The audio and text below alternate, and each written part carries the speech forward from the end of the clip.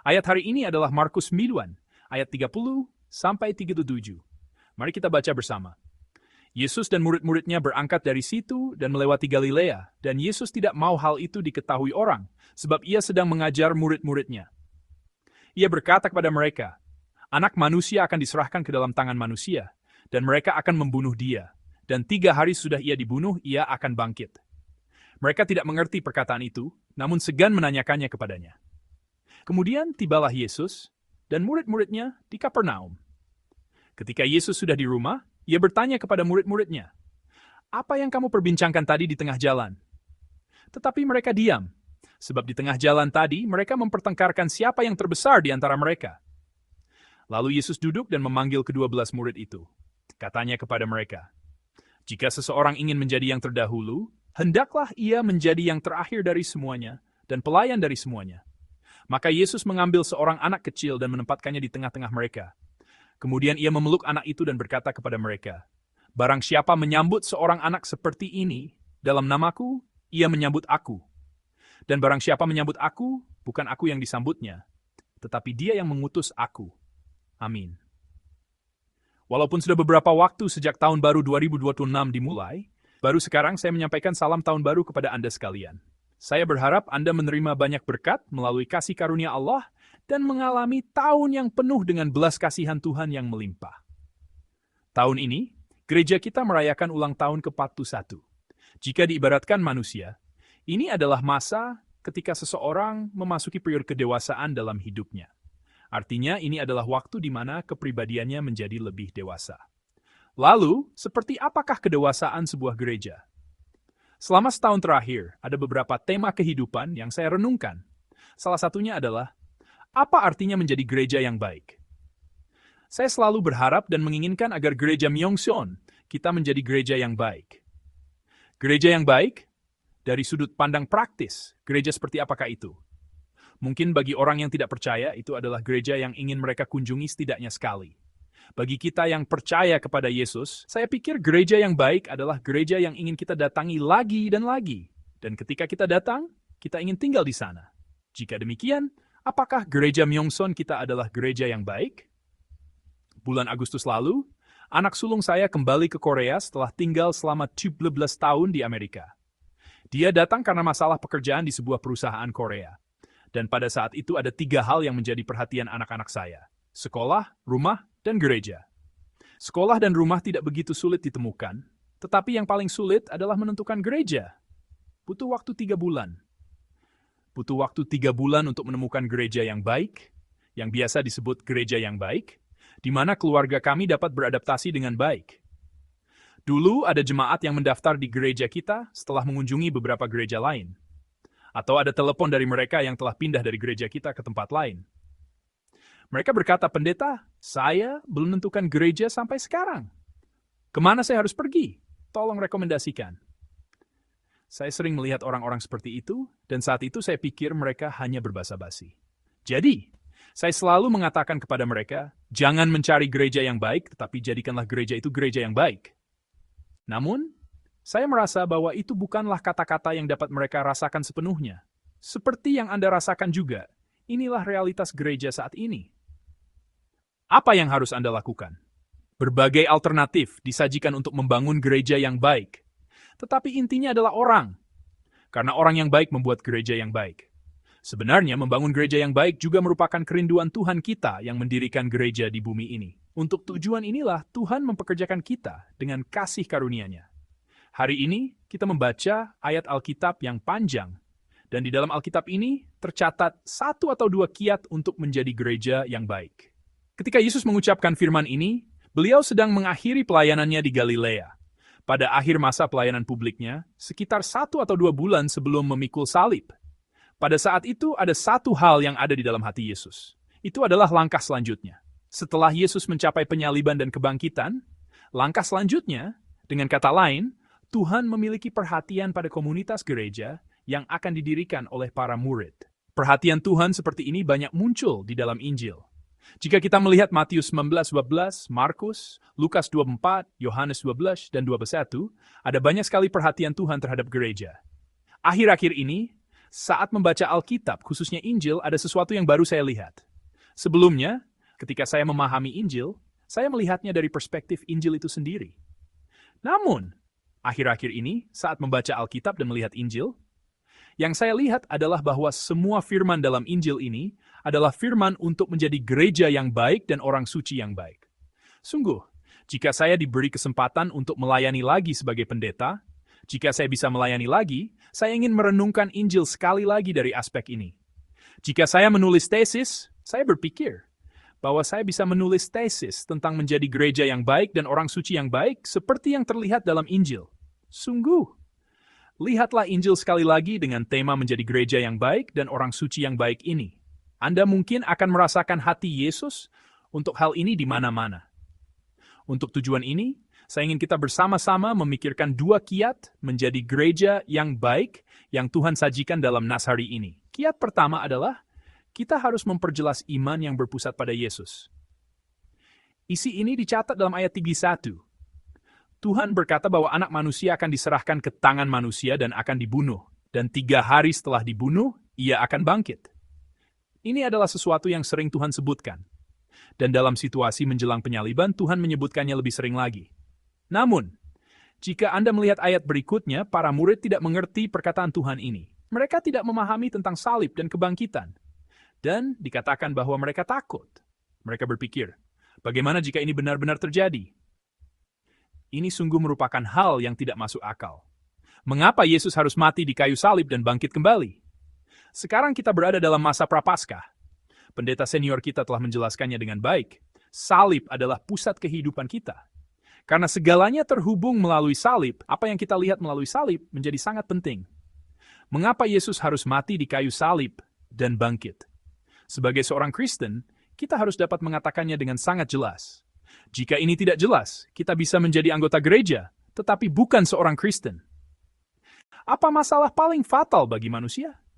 Yaitu bahwa kita adalah orang berdosa. Akibatnya, hubungan dengan Allah terputus dan kutukan datang bersama dengan kematian. Yesuslah yang memulihkan manusia dari kutukan kematian dan dosa. Untuk tujuan ini, Allah mengutus Yesus. Dan Yesus harus datang ke dunia, memikul salib, bangkit, dan naik ke surga. Baru-baru ini ada lagu pujian yang sering saya dengar dan nyanyikan, yaitu lagu yang kita nyanyikan di awal ibadah. Yesus, pengharapan hidupku. Ini adalah lagu yang menjelaskan Injil dengan baik. Saya pikir mereka telah menciptakan lagu pujian yang sangat indah.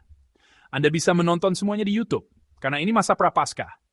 Saya berharap Anda semua dapat sering mendengarkan dan menyanyikan lagu pujian ini dan merenungkan secara mendalam kasih karunia salib Tuhan. Jadi, pada saat ini, saya ingin kita menyanyikan lagu pujian ini bersama-sama. Lagu ini memiliki 3 bait. Mari kita nyanyikan bait kedua dan refrainnya bersama-sama. Dalam keputusasaan, ku menatap surga dan menembus kegelapan. Kasih setiamu menyingkap bayang-bayang jiwaku. Yesus Kristus, pengharapan hidupku. Ya, benar sekali. Anda percaya fakta ini, bukan? Percaya bahwa Yesus adalah pengharapan hidupku adalah menjadi seorang Kristen. Roh Kuduslah yang membuat kita percaya dan mengetahui hal ini. Hikmat sejati dunia adalah percaya bahwa Yesus adalah pengharapan hidupku. Seorang filsuf eksistensialis dan teolog yang kita kenal baik, Kierkegaard, mengatakan seperti ini terkait hal ini.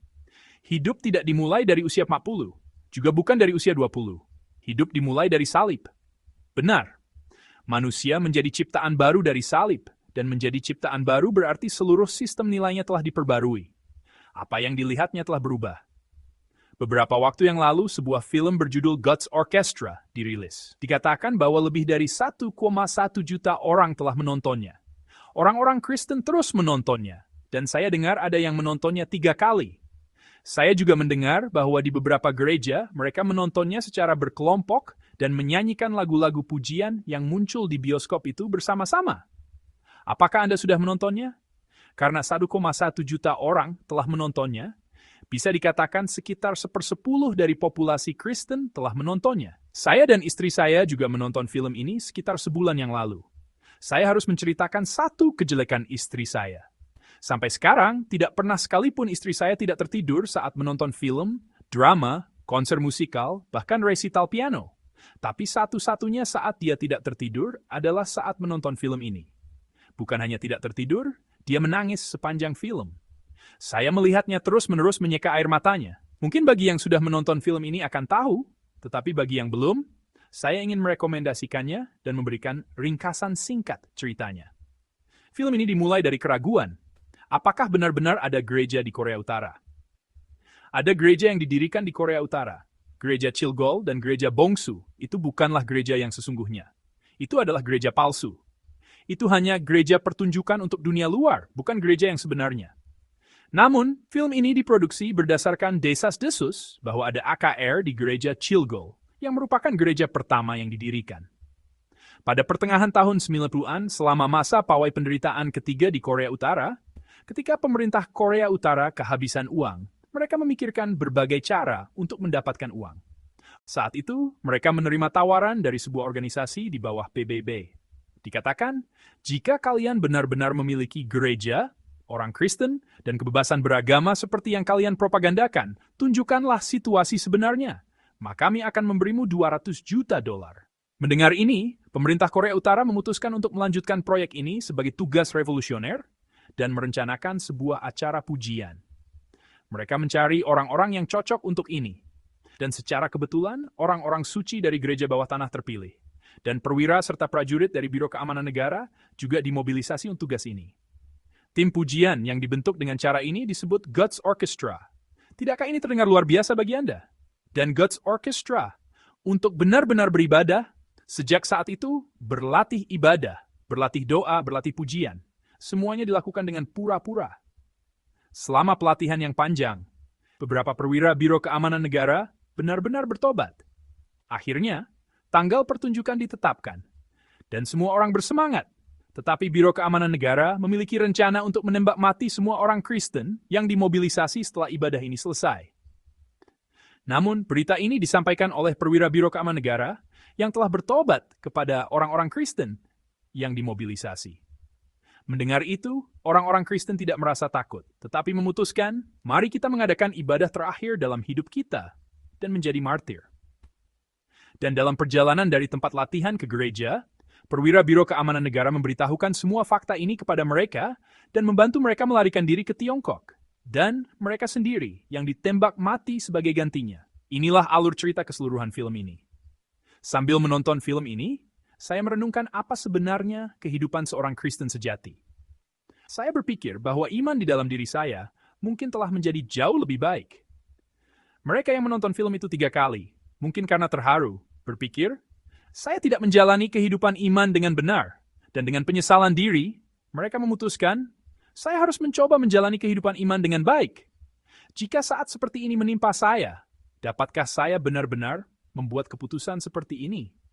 Sambil berpikir seperti itu, mungkin mereka menonton film itu berulang kali. Namun, lihatlah. Jika Anda melihat ayat 32 hari ini, penampilan para murid yang tercatat di sini tidak seperti itu. Meskipun mereka telah mengikuti Tuhan selama 3 tahun, mereka tidak mengerti salib. Mereka tidak tahu tentang kebangkitan. Dan mereka takut, bertanya-tanya apa yang akan terjadi jika Tuhan mengalami hal seperti ini. Betapa cerobohnya penampilan para murid ini, sangat jauh berbeda dari God's Orchestra.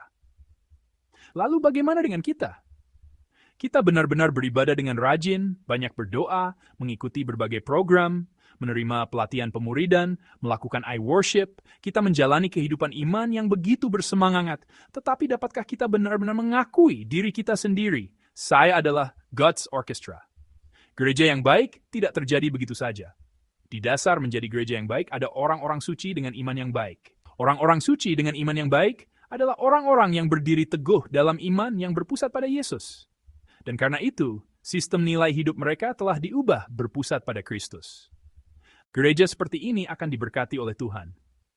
Kedua, kiat untuk menjadi gereja yang baik adalah menjadi yang terakhir dari semua orang dan menjadi pelayan semua orang. Ini sangat penting dalam mencapai tujuan menjadi gereja yang baik. Orang yang percaya Yesus dan sistem nilainya telah berubah tidak bisa tidak hidup seperti ini. Lihatlah ayat 35. Yesus duduk dan memanggil para muridnya dan berkata, dia berkata, siapakah semua orang itu? Itu berarti orang-orang dari berbagai kecenderungan dan pengalaman, termasuk pria dan wanita, tua dan muda. Jadi, gereja dapat disebut sebagai komunitas semua orang. Ketika semua orang seperti ini berkumpul, kepribadian masing-masing terungkap, dan banyak sekali masalah yang rumit muncul di dalam gereja. Pada saat ini, di antara keinginan universal yang muncul, keinginan yang pertama kali muncul adalah keinginan untuk menjadi yang pertama. Keinginan untuk menjadi pemimpin. Itulah sebabnya semakin banyak orang yang bersuara keras di dalam gereja. Jadi Yesus berkata, "Apakah kamu ingin menjadi yang pertama? Jadilah yang terakhir dari semua orang." Tempat di mana Yesus mengucapkan firman ini adalah Kapernaum. Setelah ini selesai, setelah pertemuan di tempat ini, Tuhan akan naik ke Yerusalem. Kapernaum adalah markas misi Yesus di Galilea. Tuhan sering mengumpulkan para muridnya secara terpisah di tempat ini dan mengajar mereka firman-Nya. Hari itu, Tuhan duduk dan bertanya kepada para murid yang berkumpul, "Apa yang kalian perdebatkan di jalan dalam perjalanan ke sini?" Para murid diam. Alasannya adalah karena mereka bertengkar hebat di jalan. Siapa di antara kita yang terbesar? Dikatakan bahwa mereka berdebat tentang masalah hierarki ini. Berdebat. Artinya mereka bertengkar hebat. Saat ini Yesus dipenuhi dengan pikiran untuk memikul salib. Tetapi lihatlah apa yang dilakukan para murid. Siapa di antara kita yang akan menjadi pemimpin? Siapa yang lebih tinggi? Mereka bertengkar tentang masalah hierarki. Sungguh orang-orang yang tidak dewasa. Jadi Yesus memutuskan untuk mengangkat masalah ini. Ketika para murid tidak mengatakan apa-apa, Tuhan langsung menyimpulkan seperti ini. Siapapun yang ingin menjadi yang pertama, harus menjadi yang terakhir dari semua orang, dan menjadi pelayan semua orang. Harus seperti ini, harus seperti ini. Tuhan berkata bahwa harus seperti ini. Komunitas iman berbeda kualitasnya dari komunitas duniawi. Karena mereka adalah orang-orang yang sistem nilainya telah dijungkirbalikkan oleh Kristus. Telah diubah. Jadi perkataan, perbuatan, pikiran, dan minat mereka harus diubah. Karena mereka telah menjadi ciptaan baru. Namun, bagaimana situasi gereja saat ini? Apakah sistem nilai kita benar-benar telah diubah oleh Kristus? Beberapa waktu yang lalu, saya mengunjungi Institut Ekologi Nasional di Seocheon, yang terletak di perbatasan antara Chungcheongdo dan Jeolla Utara. Saya kebetulan mendengar tentang Institut Ekologi Seocheon. Letaknya sekitar 3 jam dari sini. Saya mendengar cerita tentang Profesor Choi Jae-cheon, direktur pertama yang membangun Institut Ekologi Seocheon ini. Ada banyak sekali kondisi yang tidak menguntungkan, tetapi beliau pergi ke sana dan berhasil membangun Institut Ekologi Seocheon. Saya penasaran bukan? Jadi saya membeli buku yang mencatat proses beliau membangun Institut Ekologi Seocheon, membaca buku itu, lalu pergi ke sana. Judul buku itu adalah Menumbuhkan Manajemen di Hutan. Tidakkah judulnya saja sudah terdengar luar biasa? Menumbuhkan manajemen di hutan. Benar-benar sukses besar di Kabupaten Seocheon. Kementerian Lingkungan Hidup dan Kabupaten Seocheon membuat permintaan yang tidak masuk akal kepada Profesor Choi Jae-cheon saat membangun tempat ini. Tolong jadikan tempat ini sebagai tujuan wisata yang dikunjungi 300.000 orang per tahun. Mereka membuat permintaan yang tidak masuk akal. Ya, anehnya pada tahun pertama 1 juta orang berkunjung. Di pedesaan Seocheon, tahun berikutnya 1 juta orang lagi datang. Selama 2 tahun, 20 toko dan restoran baru dibuka di Seocheon. Dan tempat ini berubah menjadi institut ekologi yang sangat besar, dengan 500 karyawan yang melakukan pekerjaan besar. Yang terpenting ketika saya pergi dan melihatnya, isi dan komposisinya sangat luar biasa. Ada banyak sekali tanaman, makhluk hidup, dan serangga yang beragam. Upaya direktur pertama, Choi Cheon, sangat besar dalam hal ini. Sepertinya beliau berada di sana selama sekitar 3 tahun. Di buku itu, beliau mencatat dengan rinci apa yang disebutnya sebagai 10 perintah manajemennya, dan salah satunya, perintah pertama, sangat menyentuh hati saya. Jadi saya ingin memberitahukan perintah pertama ini kepada Anda. Janganlah memerintah menindas, tetapi memerintahlah dengan hadir bersama. Kata pertama, Gunrim, berarti seorang penguasa yang memonopoli kekuasaan dan memerintah. Sesuatu yang sering kita lihat di negara monarki absolut. Kedua, lihatlah karakter Gun dalam Gunrim kedua.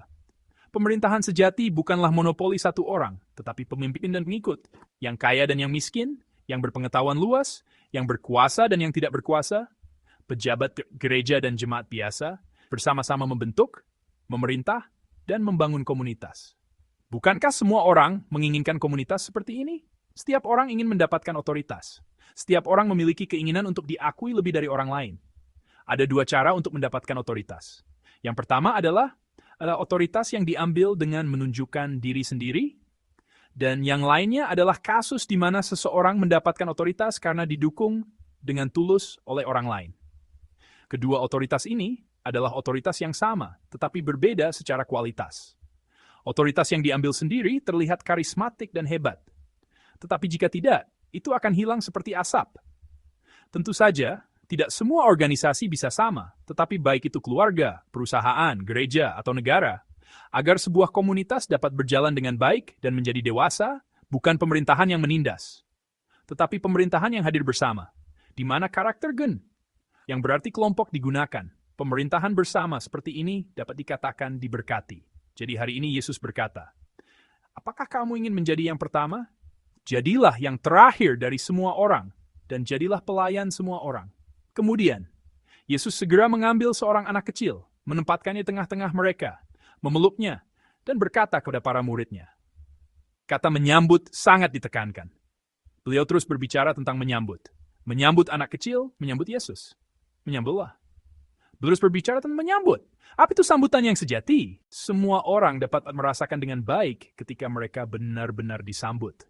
Dan sambutan yang pura-pura juga cepat ketahuan. Semua orang tahu, karena semuanya sudah terungkap dalam perkataan perbuatan. Apa itu menyambut? Itu adalah sikap menyambut orang dengan kasih dan menghargainya. Kita dapat melihat ini dalam cara Yesus menyambut anak kecil. Bagaimana Yesus menyambut anak itu? Dikatakan bahwa beliau mengambil seorang anak kecil, menempatkannya di tengah-tengah, dan memeluknya. Anda tahu bukan? 2000 tahun yang lalu tidak. Dalam masyarakat kuno, secara umum, anak-anak tidak dianggap penting. Tuhan tidak melakukannya. Menurut saya, bagaimana Tuhan membawa seorang anak kecil? Menurut saya begini. Yesus mungkin secara pribadi mendekati anak itu, menjelaskan situasinya kepada anak dan orang tuanya, memegang tangan anak itu, dan datang ke tempat para murid berada. Pastinya, Tuhan tidak akan berkata, Hei, bawa seorang anak ke sini.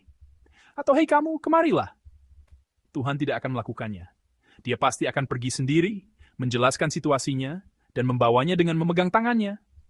Dan beliau menempatkan anak itu di tengah-tengah, dan saya pikir Tuhan berdiri bersama di samping anak itu, untuk menunjukkan bahwa anak itu harus dihargai dan dihormati. Tuhan ingin mengatakan betapa berharganya anak ini, betapa pentingnya anak ini, dan Tuhan memeluk anak itu erat-erat. Beliau memeluknya erat-erat. Itu pasti ungkapan cinta, bukan? Itu pasti berarti, aku menghargaimu dan memberkatimu. Orang-orang yang ada di sana, para murid, saat melihat pemandangan ini, pasti telah melihat kehangatan dan ketulusan hati Tuhan terhadap manusia dalam cara beliau memperlakukan seorang anak kecil. Saya pikir inilah yang Tuhan tunjukkan kepada para muridnya hari itu sebagai standar untuk menyambut dan menerima orang. Kalian harus saling menyambut seperti kalian menyambut Tuhan. Tuhan ingin menunjukkan bahwa sambutan sejati adalah seperti ini. Entah itu anak kecil, orang yang berbeda karakter dengan kita, atau siapapun. Di hadapan Tuhan yang seperti ini, bagaimana mungkin orang-orang yang mengaku percaya kepada Tuhan yang seperti ini, orang-orang yang telah menjadi ciptaan baru oleh Tuhan, dapat berbicara tentang hierarki di gereja? Bagaimana mungkin mereka dapat bertengkar karena hal seperti ini? Gereja kita telah berusia 41 tahun. Ini benar-benar menjadi gereja yang dewasa dalam kepribadiannya. Hari ini, melalui nas ini, Tuhan bertanya, gereja yang baik harus seperti apa? Hari ini Tuhan berbicara kepada kita dengan dua hal yang tercatat dalam Alkitab. Pertama, perkuatlah iman yang berpusat pada Yesus. Jadi perjelaslah iman salib, iman kebangkitan, dan iman kenaikan dan kedatangan kembali. Ketika kita membangun iman ini di dalam diri kita juga akan menjadi God's Orchestra. Kedua, kita harus menjadi yang terakhir dari semua orang. Kita harus menjadi pelayan semua orang. Itulah yang beliau katakan. Orang seperti ini memiliki sikap yang berbeda dalam memperlakukan orang lain. Karena dalam memperlakukan orang lain tidak ada duri dalam perkataan, perbuatan, dan pikiran. Dan mereka memperlakukan orang lain seperti mereka memperlakukan Tuhan. Inilah sambutan yang sejati. Ketika Tuhan melihat orang seperti ini, saya memberikan acungan jempol. Ini tidak mudah, karena ada sifat buruk di dalam diri kita. Jadi, tidak mudah. Tentulah kita harus jalan ini. Karena kita adalah orang-orang yang telah menjadi ciptaan baru oleh Kristus, bukan hanya ciptaan baru dalam kata-kata, tetapi orang-orang yang telah dilahirkan kembali sebagai ciptaan baru. Orang-orang yang sistem nilainya telah dijungkir balikan oleh Yesus. kita harus jelas-jelas berbeda dalam perkataan, perbuatan, dan pikiran kita. Semoga seluruh keluarga Myeongson diberkati saat kita mengikuti jalan firman. Dan dengan demikian membuat gereja kita menjadi gereja yang lebih baik. Mari kita berdoa bersama. Mari kita merenungkan diri kita sendiri. Coba pikirkan. Anda percaya fakta bahwa Anda adalah ciptaan baru, bukan? Apakah Anda pikir Anda telah menjalani kehidupan yang layak sebagai ciptaan baru? Mulai sekarang kita harus memutuskan fakta ini. Menjadi God's Orchestra tidak terjadi secara kebetulan. Ketika pengalaman menjadi ciptaan baru itu mendalam, hal itu akan terungkap begitu saja. Mari kita berdoa di hadapan Tuhan, memutuskan untuk menjalani kehidupan iman seperti ini bersama-sama. Terima kasih. Ketika tidak ada harapan hidup karena pelanggaran dan dosa yang membawa kutuk, Engkau memanggil kami ciptaan baru, membuat kami memimpikan kehidupan baru, dan memungkinkan kami berjanji untuk menjalani kehidupan Kristen yang dewasa, sambil berbagi keintiman yang mendalam dengan Allah sebagai anak-anak-Mu. Kami bersyukur. Tuhan yang Maha Pengasih, yang datang ke dunia untuk menyelamatkan kami yang berada dalam pelanggaran dan dosa. Engkau berkata, Engkau adalah anakku, orang yang kukasihi, ciptaan baru, dan memperbarui nasib kami. Kami bersyukur karena Engkau telah mendirikan gereja di bumi ini, untuk membangun semua orang di dunia ini seperti itu, dan mempekerjakan kami dengan kasih karunia untuk menunjukkan Tuhan kepada dunia, dan menjadikan kami saluran yang indah untuk mengubah dunia. Bapa di surga, kami masih mendengarkan firman-Mu, dan meskipun kami mengatakan bahwa kami hidup mengikuti jalan firman, kami melihat jejak kehidupan kami yang telah berlalu masih gelap dan penuh dengan kebiasaan salah di masa lalu. Namun, kami bersyukur karena pada hari Minggu yang kudus ini, Engkau telah memberi kami waktu anugerah yang berharga untuk merenungkan apa artinya hidup sesuai dengan panggilan-Mu. Tuhan, peganglah kami yang lemah ini. Dan tolonglah kami agar kami dapat menjadi kehidupan yang membuat Tuhan mengacungkan jempol. Dan agar gereja kami dapat menjadi gereja yang lebih dewasa. Tuhan, tolonglah kami. Berkati keluarga Myeongson agar mereka semua dapat menjadi orang-orang suci yang tidak hanya berdiri teguh di atas iman, tetapi juga tidak ragu sama sekali untuk berdiri di akhir dari semua orang. Dan bangunlah gereja kami dengan kebangunan rohani yang lebih besar. Kami bersyukur karena Engkau telah mengutus pendeta senior kami dan membantunya membangun tubuh Kristus, gereja, dengan indah selama 2 tahun terakhir. Peganglah pendeta senior kami yang terkasih dengan tangan-Mu yang perkasa, dan berilah dia kekuatan agar dapat dengan berharga dan diberkati mewujudkan pekerjaan indah yang telah Engkau rencanakan melalui dia selama 40 tahun ke depan. Penuhilah dia dengan roh-Mu dan bantulah seluruh jemaat bersatu untuk menggenapi kehendak-Mu. Kami berdoa dalam nama Tuhan Yesus Kristus. Amin.